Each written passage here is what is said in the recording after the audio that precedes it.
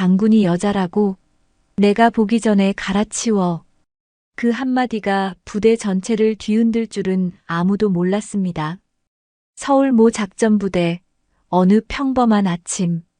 중령 장명철은 사무실에서 여느 때처럼 커피잔을 들고 웃으며 말합니다. 그 순간 부대 정문에 정복 차림의 낯선 여성이 나타났고 그녀가 조용히 건넨 명령 한마디에 간부들의 얼굴은 순식간에 창백해졌습니다. 도대체 그날 부대에서 무슨 일이 있었던 걸까요? 뒷담화로 가득했던 평온한 일상은 어떻게 무너졌고 그 대가로 누가 어떤 운명을 맞이하게 되었을까요? 지금부터 절대 입 밖에 낼 수 없었던 그날의 진실을 공개합니다.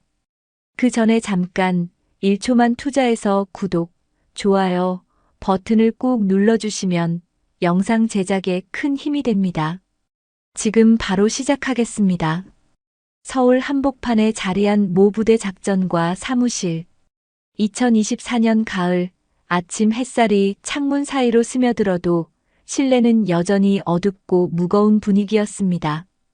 벽에 걸린 시계가 오전 9시를 가리키는데 사무실 곳곳에서는 간부들이 모여 앉아 김이 모락모락 나는 커피잔을 기울이며 하루를 시작하고 있었습니다.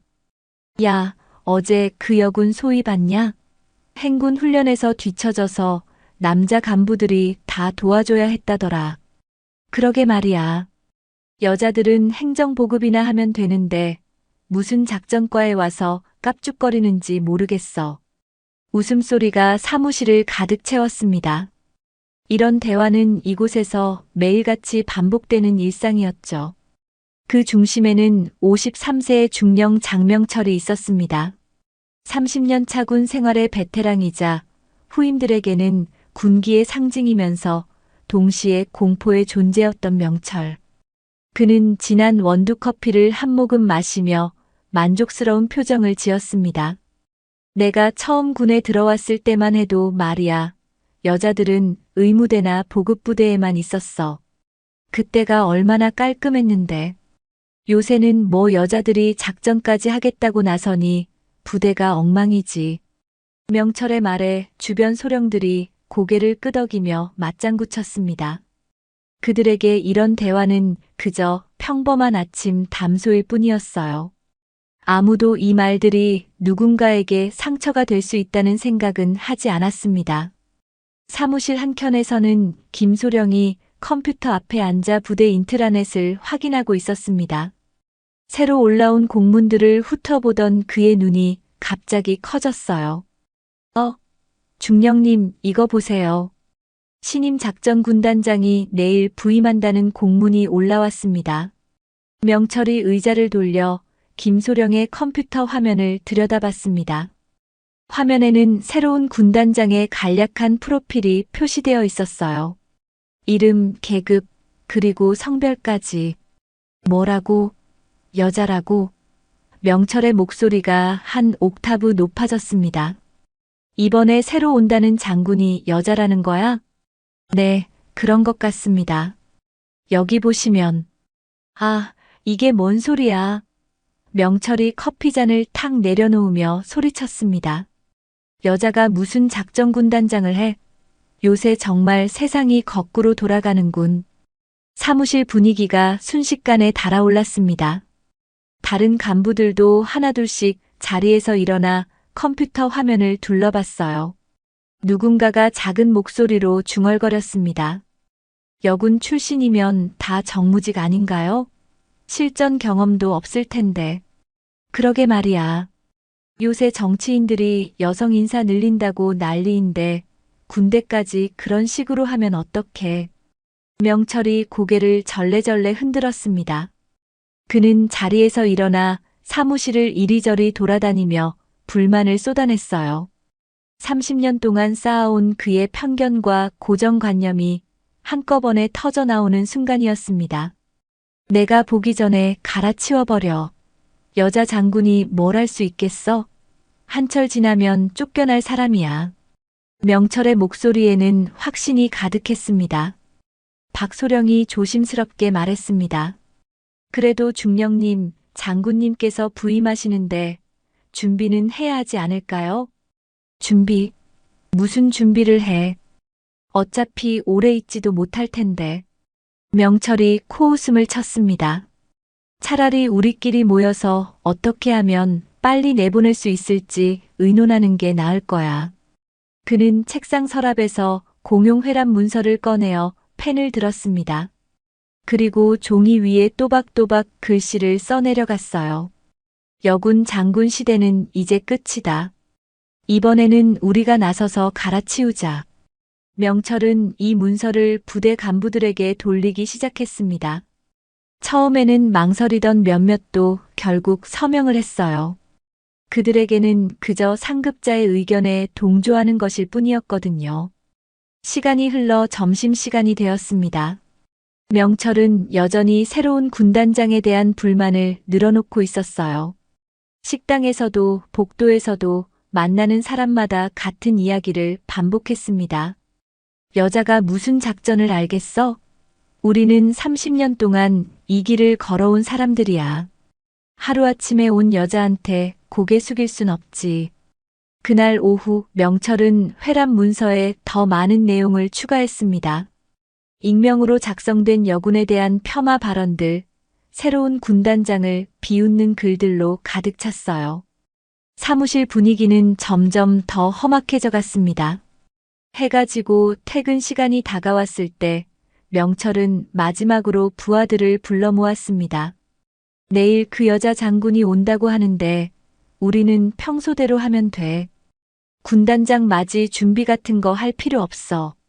어차피 며칠 못 갈 사람인데 뭘 그렇게 떠받들어. 부하들은 서로 눈빛만 주고받으며 아무 말도 하지 못했습니다. 그들 중 일부는 이미 명철의 말이 지나치다는 것을 느끼고 있었지만 감히 반박할 용기는 없었어요. 그렇게 하루가 끝났습니다. 명철은 집으로 돌아가면서도 내일 있을 일에 대해 자신만만했어요. 그는 자신이 30년 동안 쌓아온 경험과 지위가 무엇보다 중요하다고 믿었거든요. 새로 오는 여군 장군 따위는 자신의 적수가 될 수 없다고 생각했습니다. 하지만 명철은 몰랐습니다. 내일 그의 앞에 나타날 사람이 단순한 여군 장군이 아니라는 것을, 그리고 자신의 편견과 오만함이 얼마나 큰 대가를 치르게 될지도 말이에요. 다음 날 아침 부대는 평소와 다름없이 느슨하고 안일한 분위기였습니다. 명철은 어젯밤 집에서도 아내에게 새로운 군단장에 대한 불만을 쏟아냈고 오늘 아침에도 여전히 자신만만한 표정으로 부대에 출근했어요. 여보, 그래도 장군이라는 사람이 오는데 너무 대놓고 그러면 안 되는 거 아니야? 아내의 걱정 섞인 목소리가 아직도 귓가에 맴돌았지만 명철은 코웃음만 쳤습니다. 30년 군생활 해본 내가 여자 장군 하나 못 상대하겠어? 걱정 마. 사무실에 도착한 명철은 부하들과 함께 또다시 커피 타임을 가졌습니다. 어제와 똑같은 자리, 똑같은 대화가 이어졌어요. 중령님, 그런데 정말 군단장님이 오시는 거 맞죠? 아직 연락이 없는데. 김소령이 조심스럽게 물었습니다. 장군이 오면 보좌관이 먼저 내려온다고. 그게 예의거든. 명철이 여유롭게 대답했습니다. 지금까지 아무 연락 없는 걸 보니까 오늘도 안 올 거야. 아니면 며칠 더 미룰지도 모르고. 박소령이 고개를 끄덕이며 맞장구 쳤습니다. 그러게요. 보통 며칠 전에 미리 일정 조율하고 준비하라고 하는데 아무 말씀이 없으시니까 이상하더라고요. 그러니까 말이야. 여자들은 원래 그래. 계획성도 없고 체계적이지도 못해. 명철이 다시 한번 편견을 드러내며 웃었습니다. 시간은 오전 10시를 가리키고 있었어요. 사무실에서는 간부들이 느긋하게 업무를 보고 있었고 부대 전체적으로도 긴장감이라고는 찾아볼 수 없었습니다. 청소도 제대로 하지 않은 채 평상시처럼 어수선한 모습이었죠. 그때였습니다. 부대 정문에 검은색 승용차 한 대가 조용히 도착했어요. 민간 차량이었지만 번호판을 보면 관용차임을 알 수 있었습니다. 차에서 내린 사람은 단정한 정복을 입은 여성 장교였어요. 정문 헌병은 평소처럼 건성으로 차량을 확인했습니다. 정복을 입은 여성을 보고도 별다른 주의를 기울이지 않았어요. 그저 또 다른 방문자 정도로만 생각했거든요. 어디서 오셨습니까? 헌병이 루틴한 질문을 던졌습니다. 내부 점검 차 왔습니다. 여성 장교가 간단히 대답했어요. 목소리는 차분했지만 어딘가 권위가 느껴졌습니다. 헌병은 방문증을 발급하며 그녀를 대기실로 안내했습니다. 잠시만 기다려주세요. 담당자에게 연락드리겠습니다. 하지만 여성 장교는 대기실에 오래 머물지 않았어요. 그녀는 조용히 일어나 부대 내부를 둘러보기 시작했습니다. 짙은 눈빛으로 부대 곳곳을 살펴보는 모습에서는 예사롭지 않은 기운이 느껴졌죠. 한편 작전과 사무실에서는 헌병으로부터 연락을 받은 당직 소령이 명철에게 보고했습니다. 중령님, 정문에서 연락 왔는데 여성 장교가 내부 점검 차 왔다고 합니다. 여성 장교. 명철이 고개를 들었습니다.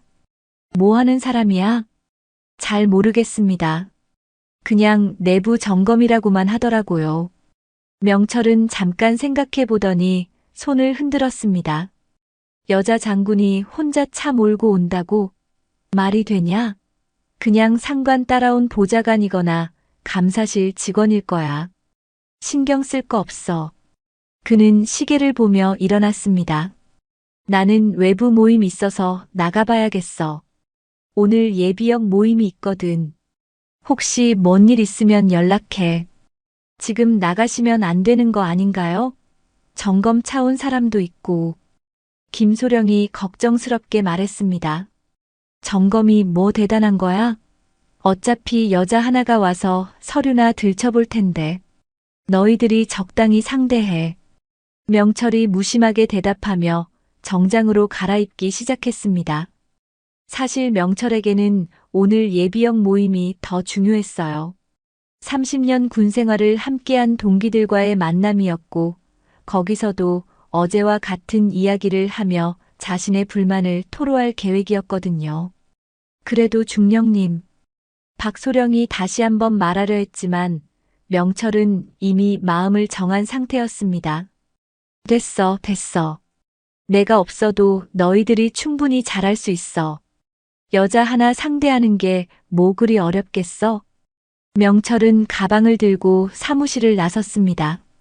복도를 걸으면서도 여전히 여유로운 표정이었어요. 그는 정말로 오늘 오는 방문자가 단순한 점검 담당자 정도로만 생각했거든요. 엘리베이터를 타고 1층으로 내려가는 동안 명철은 오늘 예비역 모임에서 할 이야기들을 생각해봤습니다. 새로 오는 여군 장군에 대한 불만, 요즘 군대가 얼마나 망가지고 있는지에 대한 한탄 등등. 하지만 명철은 전혀 눈치채지 못했습니다. 바로 그때 그가 그토록 무시하고 폄하했던 여군 장군이 이미 부대 안에 들어와 있다는 것을 말이에요. 정문을 나서며 명철은 마지막으로 뒤돌아봤습니다. 별일 없을 거야. 오늘도 평온한 하루겠지. 그가 부대를 떠난 지 불과 10분 후 여성 장교는 대기실을 벗어나 본격적으로 부대 시설을 둘러보기 시작했습니다.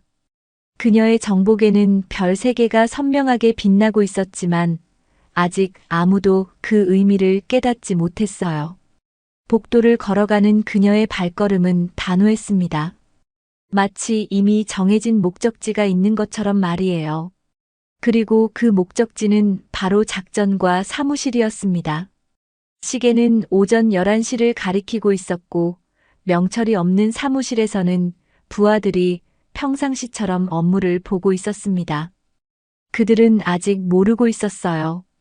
곧 자신들의 운명을 바꿀 만남이 기다리고 있다는 것을. 오전 11시 30분. 작전과 사무실 문이 조용히 열렸습니다.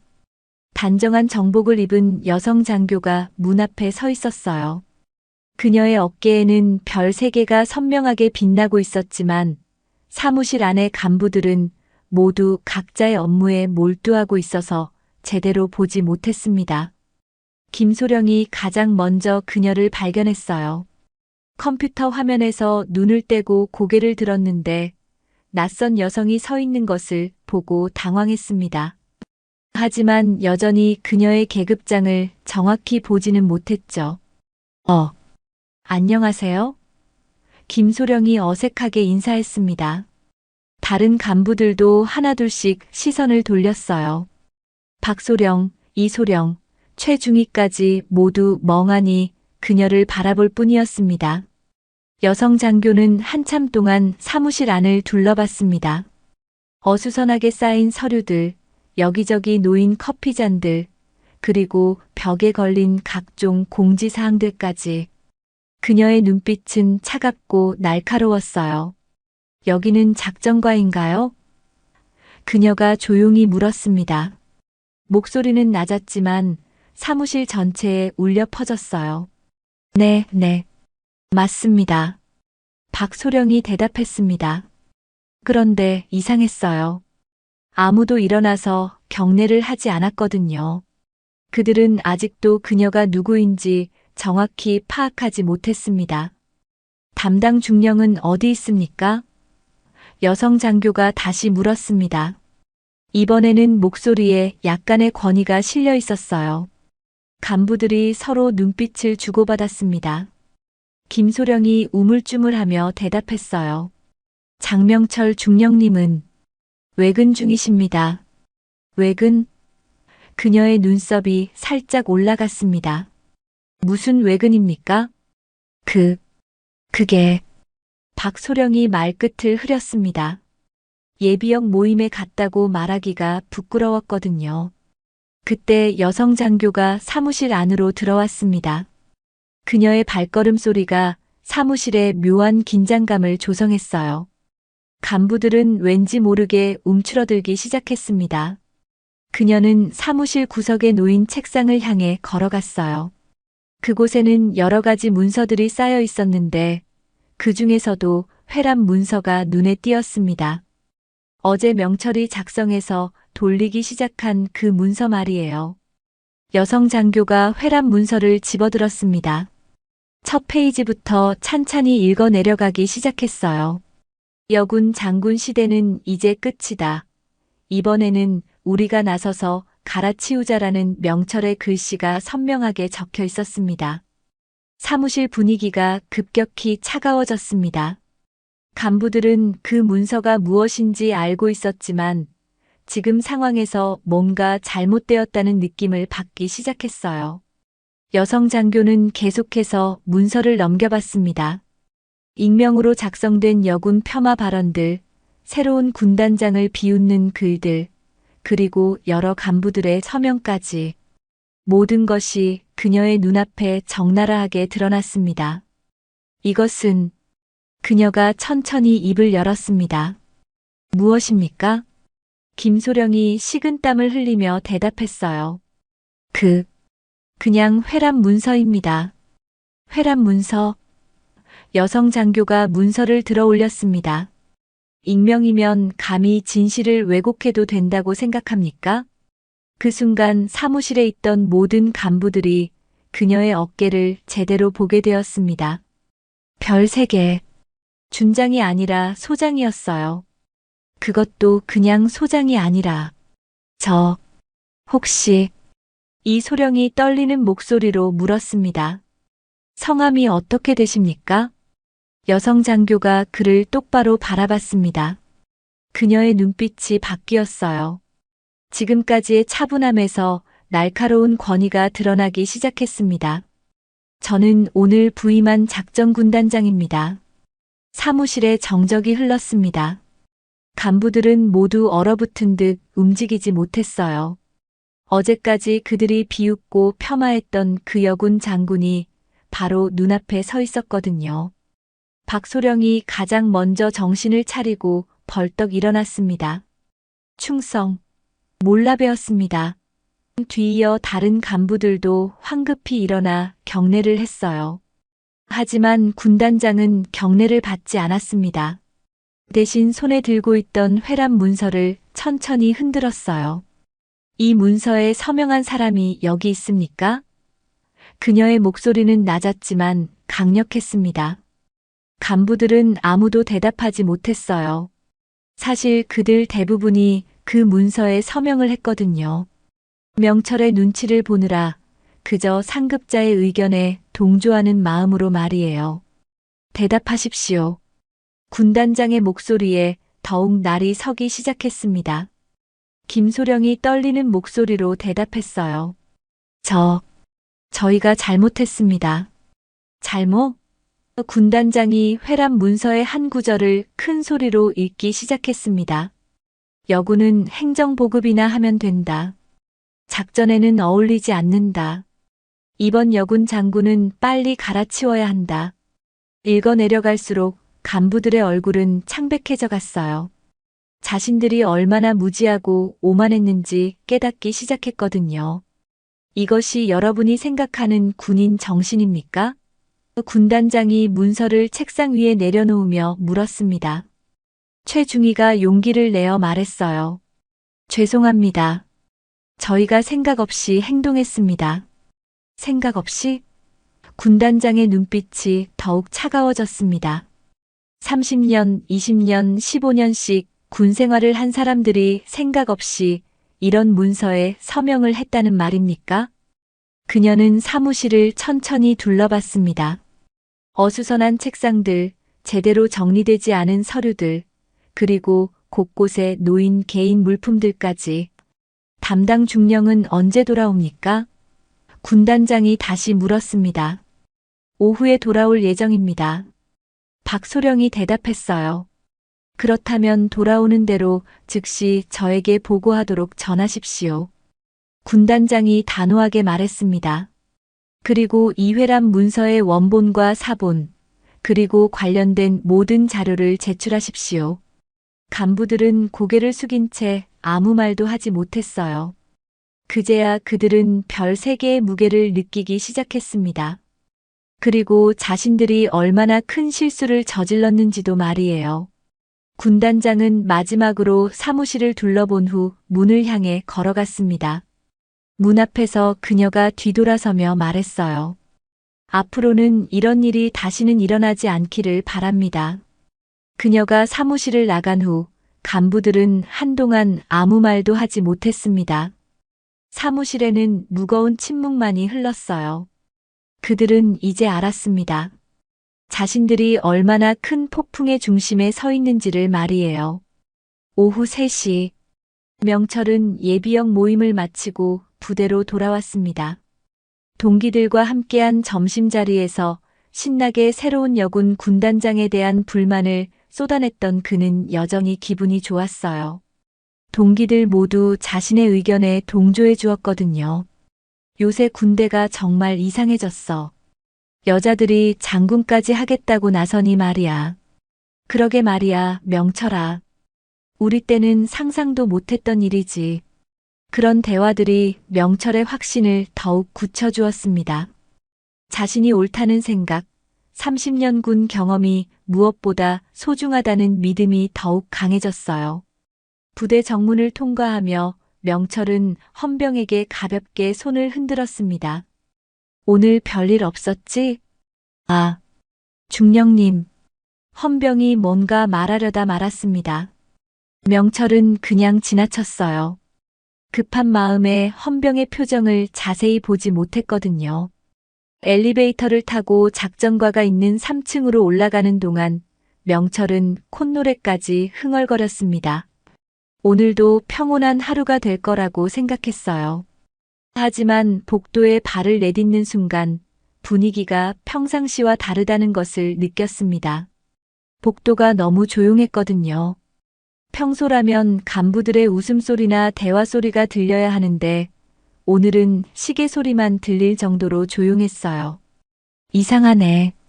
명철이 중얼거리며 작전과 사무실 문을 열었습니다.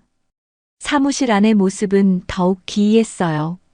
모든 간부들이 자리에 앉아 있었지만 아무도 말을 하지 않았습니다. 마치 시험을 치르는 것처럼 조용하고 긴장된 분위기였죠. 야, 왜 이렇게 조용해? 무슨 일 있었어? 명철이 물었습니다. 김소령이 창백한 얼굴로 고개를 들었어요. 중령님, 군단장님께서 다녀가셨습니다. 군단장? 명철이 어리둥절했습니다. 언제? 연락도 안 왔는데? 오전에 혼자 오셨습니다. 박소령이 떨리는 목소리로 대답했어요. 명철은 여전히 상황을 파악하지 못했습니다. 혼자 왔다고? 보좌관도 없이? 그럼 그냥 둘러보고 간 거네. 뭐 대단한 일도 아니고. 간부들이 서로 눈빛을 주고받았습니다. 아무도 명철에게 진실을 말할 용기가 없었어요. 그런데 왜 이렇게 분위기가 이상해? 명철이 다시 물었습니다. 그때 복도에서 발소리가 들려왔습니다. 단조롭고 규칙적인 발걸음 소리였어요. 사무실 문이 다시 열리고 정복을 입은 여성 장교가 들어왔습니다. 명철은 그녀를 보고 잠깐 멈칫했어요. 하지만 여전히 그녀의 계급장을 제대로 보지 못했습니다. 누구세요? 명철이 무심하게 물었습니다. 여성 장교는 명철을 똑바로 바라봤습니다. 장명철 중령입니까? 네, 맞습니다만. 명철이 대답했어요. 그리고 나서야 그녀의 어깨에 있는 별 3개를 봤습니다. 장군님이십니까? 그제야 명철이 황급히 경례를 했습니다. 충성, 몰라 배웠습니다. 하지만 여성 장교, 즉 군단장은 경례를 받지 않았어요. 대신 손에 들고 있던 회람 문서를 명철의 얼굴 앞에 던졌습니다. 문서가 바닥에 떨어지자 명철의 얼굴이 순식간에 창백해졌어요. 그 문서가 무엇인지 너무나 잘 알고 있었거든요. 이게 당신 작품입니까? 군단장이 차갑게 물었습니다. 명철은 한참 동안 아무 말도 하지 못했어요. 머릿속이 하얗게 변했습니다. 어제까지만 해도 자신만만했던 그 확신이 한순간에 무너져 내렸어요. 아닙니다. 저는 그런. 명철이 얼버무렸습니다. 그런. 군단장의 목소리에 더욱 날이 섰습니다. 그런 무엇입니까? 명철은 땀을 뻘뻘 흘리며 변명을 늘어놓기 시작했어요. 그게 그냥 농담으로 한 말이었습니다. 진심이 아니라. 농담? 군단장이 바닥에 떨어진 문서를 집어들었습니다. 여군은 행정보급이나 하면 된다는 것이 농담입니까? 여군 장군을 갈아치우자는 것이 농담입니까? 명철의 다리가 후들거렸어요. 30년 군 생활에서 이렇게 큰 위기를 느껴본 적이 없었거든요. 장군님, 제가 잘못 생각했습니다. 용서해 주십시오. 명철이 고개를 숙였습니다. 하지만 군단장은 용서할 생각이 없어 보였어요. 당신은 지금까지 얼마나 많은 여군들을 이런 식으로 폄하해 왔습니까? 그런 적 없습니다. 없다고요? 군단장이 사무실을 둘러봤습니다. 그럼 다른 간부들에게 물어보겠습니다. 김소령이 벌떡 일어났어요. 네. 장명철 중령이 평소에 여군에 대해 어떤 말을 했는지 말해보십시오. 김소령은 명철과 군단장 사이에서 진퇴양난에 빠졌어요. 진실을 말하면 명철에게 미안하고 거짓말을 하면 군단장에게 거짓말하는 것이었거든요. 그게. 김소령이 머뭇거렸습니다. 주저하지 말고 말하십시오. 군단장의 목소리가 더욱 강해졌습니다.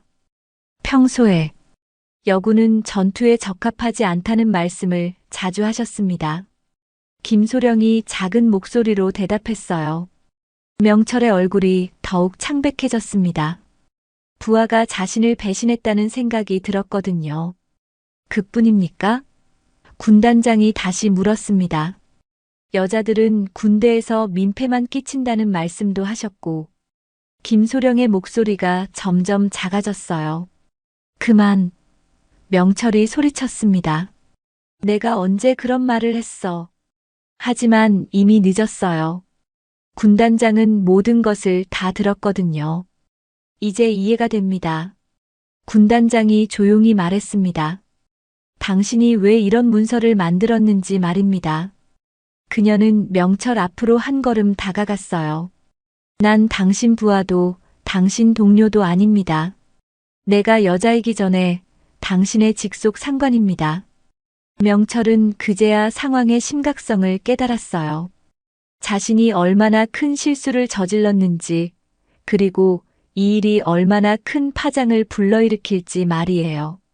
장군님, 명철이 다시 한번 용서를 빌려 했지만 군단장은 이미 돌아서고 있었습니다. 내일까지 관련된 모든 자료를 제출하십시오. 그리고 감찰반이 조사에 들어갈 것입니다. 군단장이 마지막으로 말했어요. 문이 닫힌 후 사무실에는 죽음 같은 정적이 흘렀습니다. 명철은 의자에 주저앉으며 머리를 감추어요. 30년 군 생활이 한순간에 물거품이 될 수도 있다는 생각에 온몸이 떨렸습니다. 그날 저녁 6시, 부대 전체에 비상이 걸렸습니다. 평소라면 조용히 하루를 마무리할 시간이었지만 오늘은 달랐어요. 군단장실에서 내려온 긴급 지시사항이 모든 부서에 전달되었거든요. 즉시 감찰반을 투입한다. 모든 간부는 대기 상태를 유지하라. 명철은 작전과 사무실에서 식은땀을 흘리며 앉아 있었어요. 오후에 있었던 일이 악몽처럼 느껴졌지만 현실이었습니다. 부하들은 모두 자리를 지키고 있었지만 아무도 명철과 눈을 마주치려 하지 않았어요. 중령님, 김소령이 조심스럽게 말을 꺼냈습니다. 어떻게 해야 할까요? 명철은 한참 동안 생각했어요. 지금까지의 군 생활에서 이런 위기를 겪어본 적이 없었거든요. 30년 동안 쌓아온 경력과 명성이 하루아침에 무너질 수도 있다는 생각에 절망감이 밀려왔습니다. 일단 조용히 있자. 명철이 떨리는 목소리로 말했어요. 며칠 지나면 잠잠해질 거야.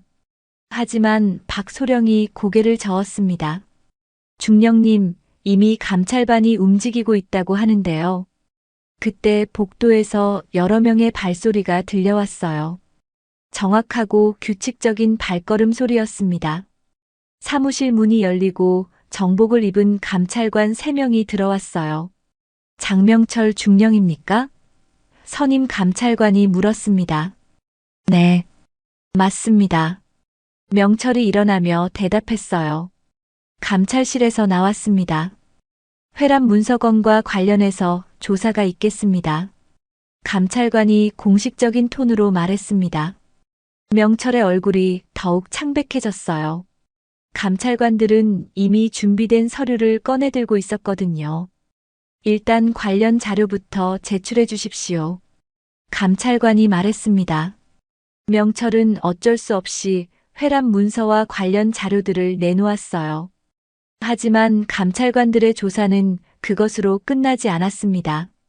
이 외에도 평소 여군 관련 발언들에 대한 증거 자료가 있다고 신고가 들어왔습니다. 감찰관이 말했어요. 무슨 증거 자료요? 명철이 당황하며 물었습니다. 감찰관이 태블릿을 꺼내들었어요. 휴대폰 메신저 대화 내용, 녹음 파일, 그리고 여러 증인들의 진술서입니다. 명철은 머리가 하얗게 변했어요. 자신이 평소에 했던 말들이 모두 기록되어 있다는 것을 깨달았거든요. 휴대폰으로 주고받은 메시지들, 동료들과의 대화에서 무심코 했던 발언들까지 모든 것이 증거로 수집되었습니다. 이런 것들을 언제 수집한 겁니까? 명철이 떨리는 목소리로 물었어요. 오늘 오후부터 시작해서 지금까지입니다. 감찰관이 차갑게 대답했습니다. 생각보다 많은 자료가 나왔습니다. 감찰관들이 태블릿 화면을 보여주기 시작했어요. 명철이 동료들과 주고받은 메신저 대화들이 하나하나 드러났습니다. 여자들이 군대에서 뭘 할 수 있겠어? 여군들 때문에 부대 분위기가 엉망이야. 이번 여군 장군도 몇 달 못 갈 거야. 자신이 했던 말들이 화면에 그대로 나타나자 명철은 절망했어요. 변명할 여지가 전혀 없었거든요. 더 심각한 것은 녹음 파일이었습니다. 누군가가 사무실에서 나누었던 대화들을 몰래 녹음해 놓았던 거예요. 야, 여자가 무슨 작전을 알겠어? 그냥 뒤에서 서류나 정리하면 되는 거지. 명철의 목소리가 스피커를 통해 또렷하게 들려왔습니다. 사무실에 있던 모든 간부들이 고개를 숙였어요. 이제 상황을 이해하시겠습니까? 감찰관이 물었습니다. 명철은 아무 말도 할 수 없었어요. 증거가 너무나 명확했거든요. 그는 마지막으로 모든 것을 덮어보려고 시도했습니다. 김소령. 명철이 갑자기 소리쳤어요. 어서 이 문서들 다 없애버려. 김소령이 당황하며 일어났지만 감찰관들이 즉시 제지했습니다. 증거인멸 시도로 간주하겠습니다. 감찰관이 엄중하게 말했어요. 장명철 중령, 당신은 현행범으로 체포됩니다. 사무실에 있던 모든 사람들이 충격을 받았어요. 30년 차 중령이 현행범으로 체포되는 것을 보는 것은 상상도 못한 일이었거든요. 명철은 수갑을 차고 감찰실로 끌려갔습니다. 복도를 걸어가면서 그는 지금까지의 일들을 되돌아봤어요. 어디서부터 잘못되었을까? 언제부터 이렇게 오만해졌을까? 한편 명철의 집에서는 아내가 저녁을 준비하며 기다리고 있었어요. 평소보다 늦는다고 생각하던 그때 부대에서 전화가 걸려왔습니다. 여보세요? 장명철 중령 부인이십니까? 네, 맞는데요. 무슨 일이세요? 남편분이 감찰실에 구금되었습니다. 내일 오전에 징계위원회가 열릴 예정입니다. 전화를 받은 아내는 손에서 국자를 떨어뜨렸어요. 믿을 수 없다는 표정으로 전화기를 쥐고 있었습니다. 무슨 일로요? 여군 폄하 발언과 관련해서입니다. 자세한 내용은 내일 직접 들으시게 될 겁니다. 전화가 끊어진 후 아내는 한동안 멍하니 서 있었어요. 그리고 나서 분노가 치밀어 올랐습니다.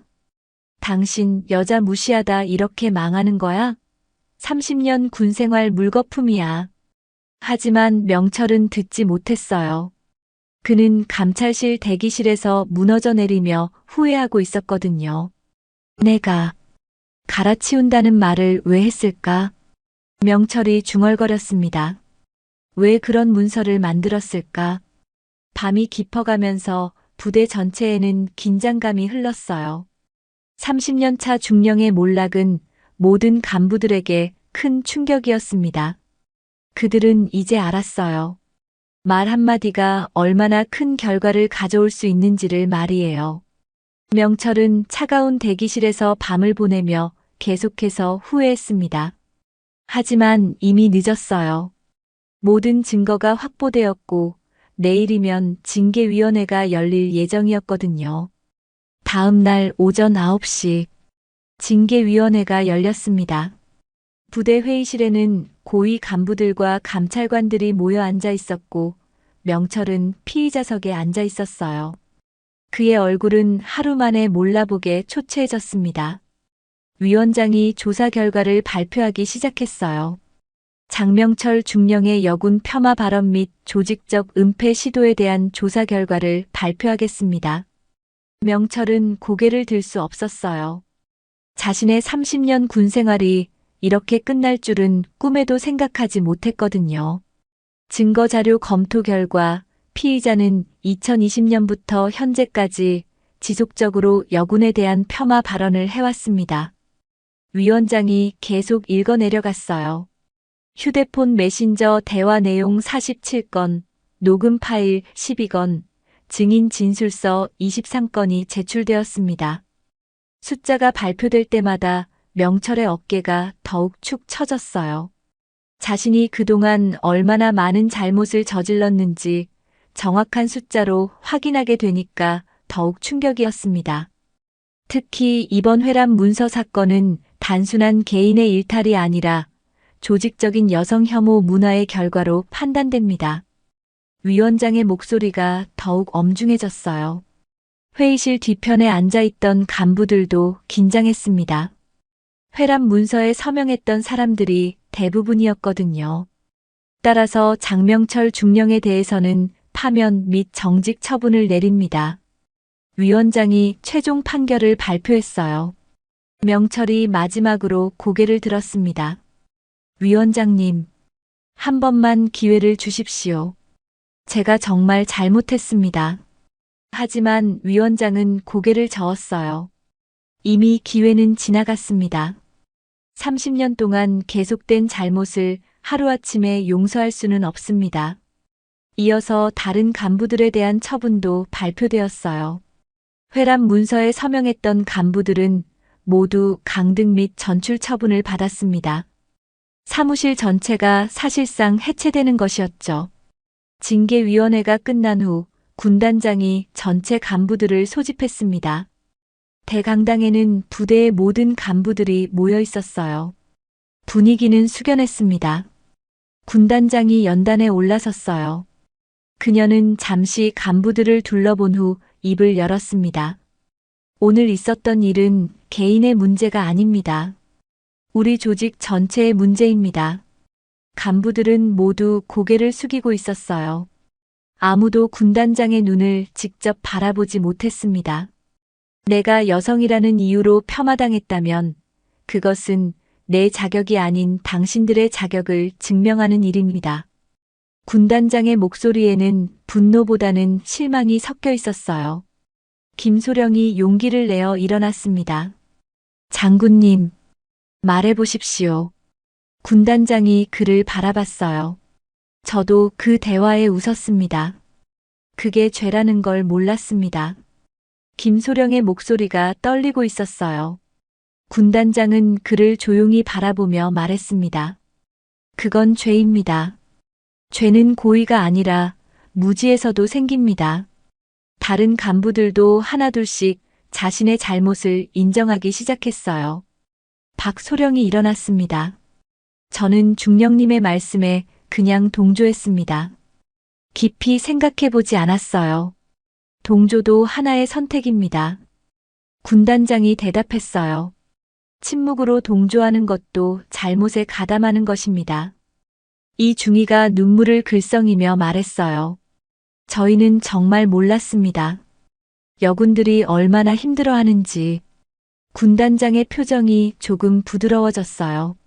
모르는 것과 알려고 하지 않는 것은 다릅니다. 앞으로는 알려고 노력하십시오. 최중위가 손을 들었습니다. 장군님, 저희가 어떻게 해야 할까요? 먼저 자신의 말과 행동을 돌아보십시오. 군단장이 말했어요. 그리고 다른 사람의 입장이 되어 생각해 보십시오. 여러분의 말 한마디가 누군가에게는 큰 상처가 될 수 있습니다. 간부들은 진지하게 군단장의 말을 들었어요. 그들은 이제 깨달았습니다. 자신들이 그동안 얼마나 무책임했는지를 말이에요. 말에는 무게가 있습니다. 군단장이 계속 말했어요. 특히 리더의 말은 더욱 무겁습니다. 여러분의 한마디가 부하들에게 어떤 영향을 미치는지 항상 생각하십시오. 한 간부가 질문했습니다. 장군님은 지금까지 이런 일을 어떻게 견뎌오셨습니까? 군단장이 잠시 침묵했어요. 그리고 천천히 대답했습니다. 견디는 것이 아니라 바꾸려고 노력했습니다.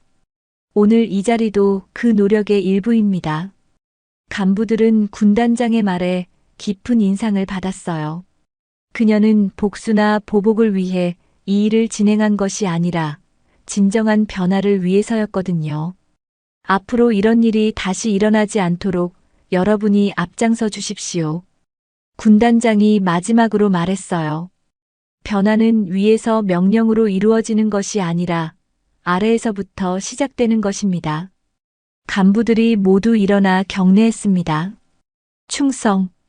이번에는 군단장이 경례를 받았어요. 하지만 그녀의 표정에는 승리의 기쁨이 아니라 조용한 결의가 서려 있었습니다. 회의가 끝난 후 간부들은 각자의 자리로 돌아갔어요.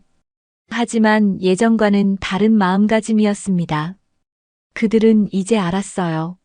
말의 무게가 얼마나 중요한지, 그리고 진정한 리더십이 무엇인지를 말이에요. 명철은 그날 오후 부대를 떠났습니다.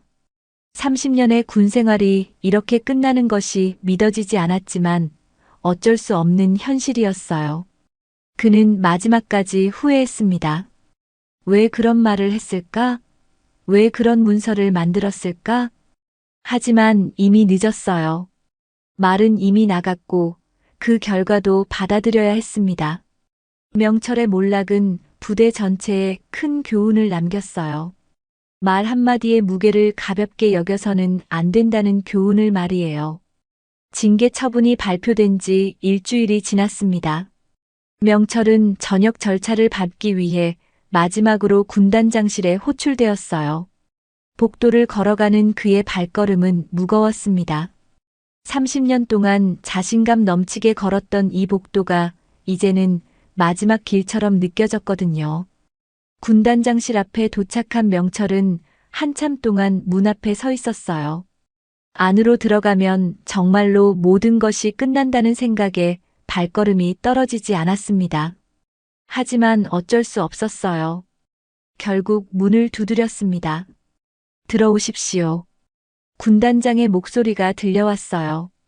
명철이 문을 열고 들어가자 군단장이 책상에서 일어났습니다. 그녀는 여전히 단정한 정복을 입고 있었고 표정은 차분했어요.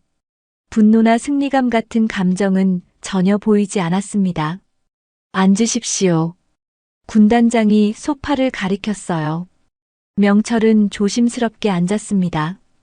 평생 군인으로 살면서 이렇게 초라한 기분을 느껴본 적은 없었어요. 손은 떨리고 목소리도 제대로 나오지 않을 것 같았습니다. 마지막으로 할 말이 있습니까? 군단장이 물었어요. 명철은 한참 동안 침묵했습니다. 무슨 말을 해야 할지 모르겠었거든요. 변명을 하자니 이미 모든 증거가 나와 있었고 용서를 빌자니 자격이 없는 것 같았어요. 그러다가 갑자기 무릎을 꿇었습니다. 장군님, 잘못했습니다. 군단장이 놀란 표정을 지었어요. 30년 차 중령이 무릎을 꿇는 모습은 예상하지 못했거든요. 제발 군복을 벗지는 않게 해주십시오. 명철의 목소리가 떨렸어요. 30년을 이 길만 걸어왔는데 눈물이 흘러내리기 시작했습니다. 강인한 군인으로 살아온 명철이 처음으로 보여주는 약한 모습이었어요. 군대가 제 전부였습니다. 이 길 말고는 아무것도 모르는 사람이에요. 제발. 명철이 계속 애원했습니다. 하지만 군단장의 표정은 변하지 않았어요. 그녀는 명철을 조용히 바라보다가 천천히 입을 열었습니다. 당신에게 명령합니다. 군단장의 목소리는 단호했어요. 지금 당장 전역하시오. 명철의 어깨가 완전히 무너져 내렸습니다. 마지막 희망마저 사라진 것이었어요. 하지만 그는 군인이었습니다. 상관의 명령에는 복종해야 했어요. 충성. 명철이 떨리는 목소리로 대답했어요. 그는 천천히 일어나서 마지막 경례를 했습니다. 30년 군 생활의 마지막 경례였어요. 손이 떨려서 제대로 자세를 잡기도 어려웠습니다. 그동안 여군의 무게를 몰랐습니다. 명철이 경례 자세를 유지하며 말했어요. 제가 얼마나 무지했는지, 얼마나 오만했는지 이제야 깨달았습니다. 군단장은 그의 경례를 받지 않았어요. 대신 조용히 뒤돌아섰습니다. 그 경례는 나에게가 아닌 지금도 버텨내는 모든 여군에게 하시오. 군단장의 목소리에는 깊은 의미가 담겨 있었어요. 명철은 그제야 깨달았습니다. 자신의 잘못이 단순히 한 사람에게 한 것이 아니라는 것을. 그동안 자신의 말과 행동으로 상처받았을 수많은 여군들을 생각하니 가슴이 미어졌어요. 죄송합니다. 명철이 다시 한번 말했어요. 정말 죄송합니다. 군단장이 창문을 바라보며 말했습니다. 사과는 나에게 하는 것이 아닙니다. 당신이 그동안 폄하하고 무시했던 모든 여군들에게 해야 할 말입니다. 명철은 아무 말도 할 수 없었어요. 그는 이제 알았습니다. 자신의 잘못이 얼마나 크고 깊은지를 말이에요. 한 가지 묻겠습니다. 군단장이 다시 명철을 바라봤어요. 당신은 정말로 여군들이 무능하다고 생각했습니까? 명철이 고개를 저었어요. 아닙니다. 솔직히 말씀드리면 제가 무서웠던 것 같습니다. 무서웠다고요? 네. 여군들이 점점 실력을 인정받고 높은 자리에 오르는 것이 무서웠어요. 제 자리가 위험해질까봐. 명철이 진실을 고백했어요. 군단장은 고개를 끄덕였습니다. 그것이 진실이군요. 무능해서가 아니라 두려웠던 것이. 네. 그래서 미리 무너뜨리려고 했던 것 같습니다. 비겁한 방법으로. 인정하는 것만으로도 한 걸음 나아간 것입니다. 군단장이 말했어요. 하지만 이미 늦었습니다. 명철은 마지막으로 한 가지 부탁을 했어요. 장군님, 제 부하들은 용서해 주십시오. 저만 따라 한 것이니까요. 그들도 스스로 선택한 것입니다. 군단장이 대답했어요. 하지만 기회는 줄 것입니다. 당신과 달리 그들에게는 아직 시간이 있으니까요. 명철이 마지막으로 질문했습니다. 장군님, 저 같은 사람도 용서받을 수 있을까요? 군단장은 한참 동안 침묵했어요. 그리고 천천히 대답했습니다. 용서는 당신이 스스로 얻어내야 하는 것입니다. 진정으로 변화하는 모습을 보여주고 상처받은 사람들에게 직접 사과하십시오. 그것이 시작입니다. 명철은 고개를 끄덕였어요. 알겠습니다. 앞으로 평생 속죄하며 살겠습니다. 말로만 하지 마십시오. 행동으로 보여주십시오. 군단장이 마지막으로 말했어요. 명철은 다시 한번 경례했습니다. 이번에는 떨리지 않았어요. 마지막으로 군인다운 경례를 하고 싶었거든요. 장군님, 훌륭한 지휘관이 되실 것입니다. 저 같은 사람들 때문에 좌절하지 마십시오. 군단장은 처음으로 작은 미소를 지었어요. 걱정하지 마십시오. 저는 포기하지 않습니다. 명철이 문을 향해 걸어갔습니다. 문 앞에서 마지막으로 뒤돌아봤는데 군단장은 이미 다시 업무에 몰두하고 있었어요. 그녀에게는 이미 다음 할 일들이 기다리고 있었습니다. 복도를 걸어나가면서 명철은 생각했어요. 자신의 30년이 이렇게 끝나는 것이 억울하기보다는 당연하다는 생각이 들었습니다. 그동안 자신이 저질렀던 잘못들을 생각하면 오히려 너무 늦은 처벌이었어요. 부대 정문을 나서면서 명철은 마지막으로 뒤돌아봤습니다. 30년 동안 자신의 삶이었던 이곳을 떠나는 것이 아쉬웠지만 이제는 새로운 시작을 해야 했어요. 진정한 반성과 함께 말이에요. 6개월이 흘렀습니다. 2025년 봄 부대는 완전히 달라진 모습이었어요. 명철이 떠난 후 새로 부임한 간부들과 함께 조직 문화가 서서히 변화하고 있었습니다. 군단장실에서는 새로 부임한 여군 중령이 보고를 마치고 있었어요. 김현주 중령, 그녀는 명철의 후임으로 작전과장에 임명된 첫 번째 여성 간부였습니다. 작전과 업무 보고를 마치겠습니다. 김중령이 단정한 자세로 말했어요. 군단장이 고개를 끄덕였습니다. 수고했습니다. 앉으십시오. 김중령이 소파에 앉자 군단장도 책상에서 일어나 마주 앉았어요. 6개월 전과는 완전히 다른 분위기였습니다. 적응하는데 어려움은 없습니까? 군단장이 물었어요. 처음에는 시선들이 부담스러웠지만 지금은 괜찮습니다. 김중령이 솔직하게 대답했어요. 간부들도 많이 달라졌습니다. 실제로 부대의 분위기는 크게 변했어요. 예전처럼 여군을 폄하하는 말을 하는 간부는 없었습니다. 오히려 서로 존중하고 배려하는 문화가 자리 잡기 시작했어요. 박소령은 어떻습니까? 군단장이 물었어요. 예전에 명철의 부하였던 박소령은 강등 처분을 받은 후에도 부대에 남아 있었거든요. 많이 변했습니다. 오히려 제가 더 배우는 경우가 많아요. 김중령이 웃으며 말했어요. 진심으로 반성하고 있는 것 같습니다. 그때 문 밖에서 노크 소리가 들렸어요. 들어오십시오. 박소령이 들어왔습니다. 예전의 건방진 모습은 온데간데 없고 진지하고 겸손한 표정이었어요. 군단장님, 여군 리더십 강연의 준비가 완료되었습니다. 박소령이 보고했어요. 여군 리더십 강연회? 김중령이 궁금하다는 표정을 지었어요. 군단장이 설명했습니다. 매월 한 번씩 여군 선배들을 모시고 리더십에 대한 강연을 듣는 시간입니다. 전체 간부가 참석하죠. 좋은 아이디어네요. 김중령이 감탄했어요. 박소령이 조심스럽게 말했습니다.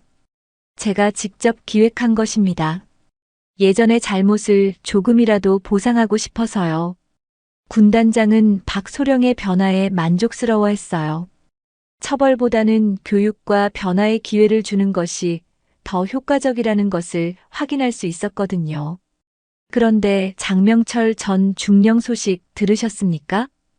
박소령이 조심스럽게 물었어요. 군단장과 김중령이 관심을 보였습니다. 무슨 소식입니까? 민간 회사에 취직해서 일하고 있다고 들었습니다. 그런데 박소령이 말을 멈췄어요. 어떤데요? 김중령이 물었어요. 그 회사에서 양성평등 교육 담당자로 일하고 있다고 합니다. 박소령이 말했어요. 군단장이 놀란 표정을 지었어요. 정말입니까? 네, 본인이 직접 신청해서 그 업무를 맡았다고 들었습니다. 자신의 경험을 바탕으로 다른 사람들에게 교육을 하고 있대요. 김중령이 감탄했습니다. 정말 변한 것 같네요. 한편 서울의 한 병원에서 명철은 진료비를 내며 한숨을 쉬고 있었어요. 스트레스로 인한 위험 때문에 병원을 다니고 있었거든요. 저녁 후의 생활이 쉽지 않았지만 그는 포기하지 않았어요. 아저씨, 다음 주에도 오셔야 해요. 간호사가 말했습니다. 네, 알겠습니다. 명철이 대답했어요. 병원 로비에 앉아있던 명철의 휴대폰이 울렸어요. 회사에서 온 전화였습니다. 여보세요, 장명철입니다. 내일 대기업 임원진 대상 양성평등 교육이 있습니다. 준비는 잘 되고 있나요? 네, 준비 완료했습니다. 명철이 대답했어요. 전화를 끊고 명철은 가방에서 강의 자료를 꺼내봤어요. 말의 무게와 조직 문화라는 제목의 강의 자료였습니다. 자신의 경험을 바탕으로 직접 작성한 것이었어요. 집으로 돌아가는 지하철에서 명철은 창문에 비친 자신의 모습을 바라봤어요. 6개월 전과는 완전히 다른 사람이 된 것 같았습니다. 외모도 변했지만 무엇보다 마음가짐이 달라졌어요. 그때 한마디만 안 했어도 명철이 중얼거렸습니다. 하지만 이제는 후회보다는 앞으로 해야 할 일에 집중하려고 했어요. 집에 도착한 명철은 아내와 함께 저녁을 먹었습니다. 아내는 처음에는 남편의 저녁을 받아들이기 어려워했지만 지금은 오히려 응원하고 있었어요. 여보, 오늘 강의는 어땠어? 아내가 물었어요. 젊은 직장인들이 많이 왔는데 반응이 좋았어. 특히 내 실수 사례를 말할 때 모두 진지하게 들었어. 명철이 대답했어요. 그래도 힘들지? 자신의 실패담을 계속 말해야 하니까. 처음에는 힘들었는데 지금은 보람을 느껴. 내 실수로 다른 사람들이 같은 잘못을 안 했으면 좋겠어. 명철이 진심으로 말했어요. 그날 밤 명철은 TV 뉴스를 보고 있었어요. 그때 익숙한 얼굴이 화면에 나왔습니다. 바로 그 여군 장군이었어요. 차별을 없애는 방법은 차별당해본 자들이 리더가 되는 것입니다. 그녀가 인터뷰에서 말하고 있었어요. 명철은 TV를 보며 복잡한 심정이었어요. 6개월 전 자신을 파면시킨 그 사람이 지금은 더 큰 변화를 이끌고 있었거든요.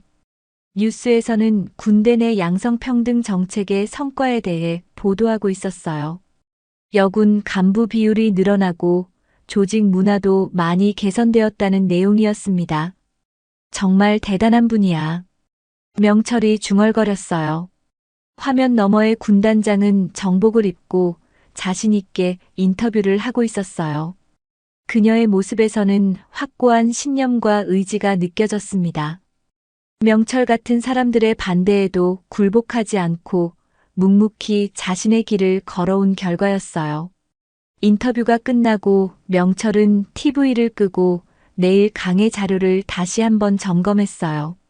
많은 사람들에게 자신의 이야기를 전하고 같은 실수를 반복하지 않도록 도와주는 것이 지금의 그에게는 가장 중요한 일이었습니다. 부대에서는 오늘도 김중령이 작전과 업무를 점검하고 있었어요. 예전 명철의 자리에서 그녀는 새로운 리더십을 보여주고 있었습니다. 강압적이지 않으면서도 확고한, 배려하면서도 원칙을 지키는 그런 리더십이었어요. 내일 회의 준비는 끝났나요? 김중령이 부하들에게 물었어요. 네, 모두 준비되었습니다. 박소령이 대답했어요. 새로운 시대가 시작되고 있었어요. 편견과 차별이 있던 자리에 이해와 존중이 자리 잡고 있었습니다. 물론 완전한 변화는 아니었지만 확실한 첫걸음이었어요. 그날 밤 군단장은 자신의 사무실에서 마지막 업무를 정리하고 있었어요. 창밖으로는 부대의 야경이 보였습니다. 6개월 전과는 완전히 다른 모습의 부대였어요. 앞으로 말의 무게를 아는 간부가 되시오. 그리고 나처럼 혼자가 되지 말고. 그녀가 김중령에게 했던 말이 떠올랐습니다. 변화는 계속되고 있었어요. 그리고 그 변화의 중심에는 용기 있는 사람들이 있었습니다.